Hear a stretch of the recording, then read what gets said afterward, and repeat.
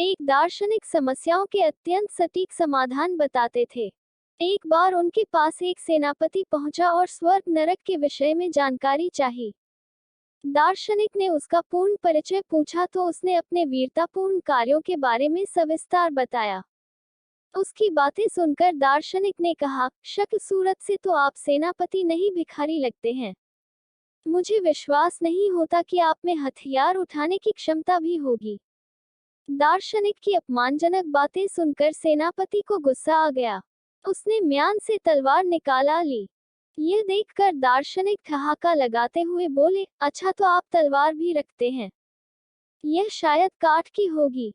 लोहे की होती तो अब तक आपके हाथ से छूटकर गिर गई होती। अब तो सेनापति आपसे बाहर हो गया। उसकी आंखें क्रोध से लाल हो गई और वह दार्शनिक पर हमला करने को उद्यत हो गया। तभी दार्शनिक ने गंभीर होकर कहा, बस यही नरक है। क्रोध में उन्मत्त होकर आपने अपना विवेक खो दिया और मेरी हत्या करने को तत्पर हो गए। दार्शनिक की बात सुनकर सेनापति ने शांत होकर तलवार म्यान में वापस रख ली। तब दार्शनिक ने कहा, विवेक जागृत होने पर व्यक्ति को अपनी भूलों का एहसास होने लगता है। मन शांत होने से स्थिरता आती है और दिव्य आनंद की अनुभूति होती है। यही यह है कि आत्म नियंत्रण से विवेक उपजता है, जिसके कारण अनुचित कर्म या व्यवहार पर रोक लगती है और जीवन में शांति व संतोष की अनुभूति होती है।